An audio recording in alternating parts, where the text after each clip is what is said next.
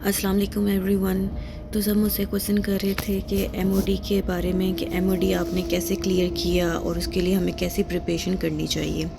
तो एमओडी इस वीडियो में हम इसके बारे में डिस्कस करेंगे क्या क्या उसकी स्टेजेस होती हैं और आपको कैसे प्रिपरेशन उसकी करनी चाहिए। ज़्यादा इन्फॉर्मेशन और अगर आपको कुछ और भी मुझसे पूछना हो तो मुझे फ़ॉलो करें इंस्टाग्राम पे @अनीका सलीम।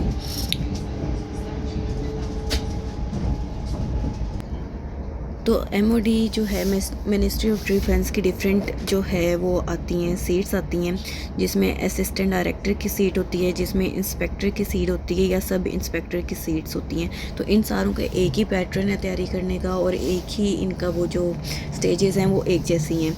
तो इसमें हम डिस्कस कर लेते हैं कि क्या इनकी स्टेजेस होती हैं और कैसे हमने इसकी तैयारी करनी है।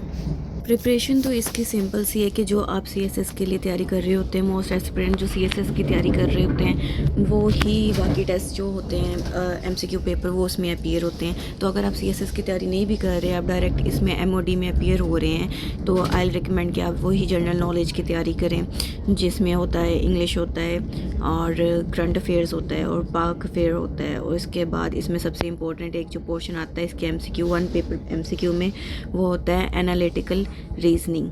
जैसे हमें वो क्वेश्चंस आते हैं ना कि अगर ए ने मैथ्स रखा है, बी ने उर्दू रखा हुआ है, तो इनके सब्जेक्ट्स कोऑर्डिनेट करने नीचे एमसीक्यूज होते हैं एक। और इंग्लिश के पोर्शन में कॉम्प्रीहेंशन भी आ जाता है और सिनोनिम्स भी आ जाते हैं, एंटोनिम्स भी आ जाते हैं और पेयर ऑफ वर्ड्स भी आ जाते हैं। लेकिन ये वाला जो पोर्शन है ये मुफ्त के नंबर देता है, एनालिटिकल रीजनिंग का जो पोर्शन होता है। तो आपने इसकी प्रैक्टिस अच्छे से करनी है, उधर इतना टाइम नहीं होता। जो असिस्टेंट डायरेक्टर की जो सीट होती है ना, उसमें मेरे ख्याल से आते हैं 200 एमसीक्यूज़ आते हैं, और जो बाकी इंस्पेक्टर और सब इंस्पेक्टर की सीट्स होती हैं उसमें 100 एमसीक्यूज़ आते हैं। तो लेकिन इसमें एक पोर्शन जो होता है एनालिटिकल रीजनिंग वो इन दोनों में आता है। तो उसके कोई 5 से 6 क्वेश्चंस आते हैं, तो आपने ये, और हर क्वेश्चन के ना 5-6 ऑप्शंस होते हैं, तो आपने वो सब करने होते हैं और ये मुफ्त के नंबर होते हैं। अगर आपकी जितनी प्रैक्टिस होगी उतना आपकी एनालिटिकल रीजनिंग के जो क्वेश्चंस हैं वो हो जाएंगे। इंग्लिश कॉम्प्रीहेंशन होती है, उसके में से क्वेश्चन ढूंढ के लिखने होते हैं, उसमें भी टाइम कंज्यूमिंग है। उसकी प्रैक्टिस करें कि आप उसमें जल्दी से जल्दी ना उसको पढ़ सकें और उसके आंसर्स दे सकें।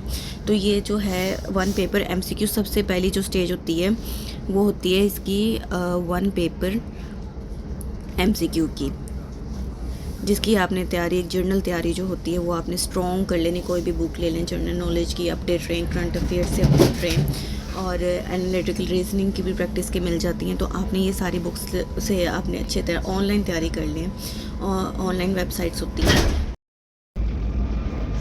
इसके बाद जी जो सेकंड स्टेज आती है वो होती है रिटन एग्ज़ाम की या रिटन टेस्ट की, जो भी आप कह लें। एमसीक्यू जो टेस्ट होता है उसमें से वो जो शॉर्ट लिस्ट होते हैं या जो पास करते हैं 1 पेपर एमसीक्यू, तो उसके बाद वो उनका लेते हैं एक रिटन टेस्ट, फुल फ्लैज एक रिटन टेस्ट होता है। उसमें जो होता है, एक आपको आता है ऐसे लिखने के लिए आता है, कोई भी करंट अफेयर के बारे में, मुझे CPAC का आ गया था। तो इसके बाद कोई क्वेश्चन होता है रेलेवेंट पाक अफेयर से या वो करंट अफेयर से ही रिलेटेड होता है।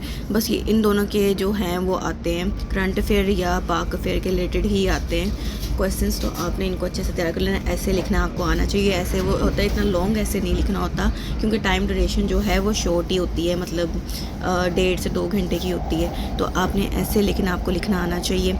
उसके बाद जैसे मुझे CPAC आ गया था, मुझे कश्मीर पे एक क्वेश्चन आया था शायद, और इस तरह के मतलब जो आपके करंट डिस्प्यूट चल रहे हो ना, तो उस पर आपको वो मटेरियल लिखने के लिए आ जाता है।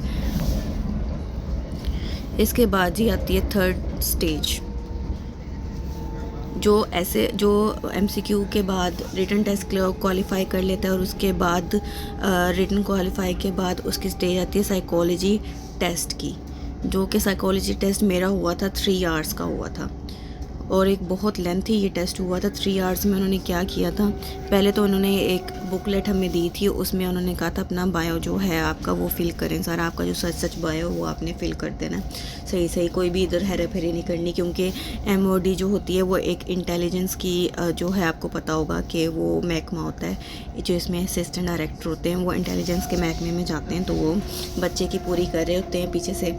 तो आपने अपने बायो में जो भी है वो सही लिखना, एग्जैक्ट जो आपको पता है। साइकोलॉजी टेस्ट की जो आपको ना वीडियोस एक दो ज़्यादा नहीं मिलेंगी, आपको ऑनलाइन मिल जाएंगी, लेकिन वो उसमें ना आपको पैटर्न बता देते हैं कि आपको किस तरह के जो है क्वेश्चंस आ सकते हैं, आपने कैसी तैयारी करनी है, आपको इतनी समझ आ जाएगी उसमें, लेकिन ज़्यादा नहीं है, बस थोड़ी सी हैं। तो इसमें क्या होता है कि ना आपका एक टाइमर चल रहा होता है, सामने LED स्क्रीन होती है और उसमें एक टाइमर चल रहा होता है और डिफरेंट पोर्शंस होते हैं। जैसे कि होता है कि एक पोर्शन आ गया, उसके बाद सेकंड सेक्शन आ गया, उसके बाद थर्ड सेक्शन आ गया, तो इनका जो है वो टाइमर चल रहा होता है। अगर इसका फॉर एग्जांपल 30 सेकंड है, इसका 1 मिनट भी हो सकता है, इसका फिर 30 सेकंड हो सकता है, डिपेंडिंग अपॉन कि किस तरह के वो क्वेश्चन पूछ रहे हो, किस तरह की वो टाइम लिमिट दे रहे हैं। तो आपने उस टाइम लिमिट में वो स्क्रीन पे क्वेश्चन चल रहे होते हैं और आपने उसको देखना भी है, उसमें अपनी आंसर शीट भी फिल करनी है, साथ साथ जल्दी जल्दी आपने लिखना है। तो इसमें किस तरह के क्वेश्चन आते हैं तो वो आगे डिस्कस कर लेते हैं। सेंटेंस कंप्लीशन के क्वेश्चंस आ जाते हैं कि हाफ सेंटेंस दिया होता है और हाफ आपने खुद कंप्लीट करना है। जो भी आप चीज़ लिखें वो आपने पॉजिटिव वे में लिखनी है, कोई भी नेगेटिव या इस तरह की वे में नहीं लिखनी जो इस तरह उल्टा मतलब ले बात का। कोई अच्छे वे में कोई पॉजिटिव बात करनी है, कोई पॉजिटिव एक्सपेक्ट देना है आपने जब सेंटेंस कंप्लीशन करना है तब भी। उसके बाद इसमें आ जाती है कुछ डायग्राम्स देते हैं, वो एक डायग्राम बनी हुई होती है, तो उसमें कुछ सिचुएशन होती है और आपने उसके बारे में एक पैराग्राफ में एक स्टोरी लिखनी होती है, ठीक है। तो वो जो डायग्राम आपको एक दी होगी, एक पिक्चर आपको दिखा रहे होंगे, उसको आपने अपने अल्फाज में एक पॉजिटिव एक्सपेक्ट में बयान कर देना कि कैसी सिचुएशन है, क्या हो रहा है, आपको क्या नज़र आ रहा है। बेसिकली उन्होंने आपको साइकोलॉजी एक टेस्ट करना होता है, तो आपने एक बड़े अच्छे अंदाज में, एक मोटिवेटिंग अंदाज में वो एक जो है स्टोरी लिख देनी है। इसके बाद कुछ ऐसे क्वेश्चंस भी आ सकते हैं कि आपने उन्होंने एक दो लाइंस में एक सिचुएशन बयान की होगी और उसके आगे आप इस तरह की 3 लाइंस दी होंगी और इसमें आपने अपनी सिचुएशन उसको फॉरवर्ड करनी है कि आप क्या सोचते हैं, आप क्या कर सकते हैं इस सिचुएशन के में। ऐसी सिचुएशन होगी, इमरजेंसी की कोई सिचुएशन हो सकती है, हॉस्पिटल की कोई हो सकती है, कोई एवरीडे के लिहाज से हो सकती है, तो आपने उसको फॉरवर्ड करना है कि आप किस तरह उस सिचुएशन को लेके चल सकते हैं। वो भी एक आपने जो भी आपने लिखना है एक पॉजिटिव एक्सपेक्ट में लिखना, कोई नेगेटिविटी नहीं शो करवानी, कोई इस तरह की चीज़ नहीं शो करानी कि आपका गलत इंप्रेशन जाए। तो इस तरह के और भी क्वेश्चंस जो रेलिवेंट हैं वो आ सकते हैं। साइकोलॉजी टेस्ट में 3 आवर्स लॉन्ग हो सकता है, ये मेरा 3 आवर्स होगा, अब पता नहीं मुझे कितना होता है। इसके बाद फिर आपका जो ये पास करेगा उसके बाद होगा उसका फाइनल इंटरव्यू और उसके बाद अपॉइंटमेंट। तो जी ये था MOD के बारे में एक जर्नल सी गाइडेंस जो मेरी स्टेजेस थी या जिस स्टेजेस से मैंने गुजरी थी। तो मैंने क्योंकि CSS की तैयारी कर रही थी तो मेरी तैयारी उस लिहाज से अच्छी हो गई थी और मुझे फिर डिफरेंट डेज़ की तैयारी नहीं करनी पड़ी थी, तो इसलिए वही मेरी तैयारी इसमें काम आ गई थी। तो एक जर्नल सी हर चीज़ का ओवरव्यू आपको पता होना चाहिए, हर चीज़ के बारे में पता होना चाहिए, ऐसे में भी काम आएगा, उसके MCQ में भी काम आएगा। फर्दर कोई क्वेश्चन हो तो मुझे मेरे इंस्टाग्राम अकाउंट @अनीका_सलीम पे DM करें या मेरे इसी वीडियो के कमेंट सेक्शन पे को कमेंट कर दें। तो यहीं पे अपनी इस वीडियो को एंड करते हैं। अल्लाह हाफ़िज़।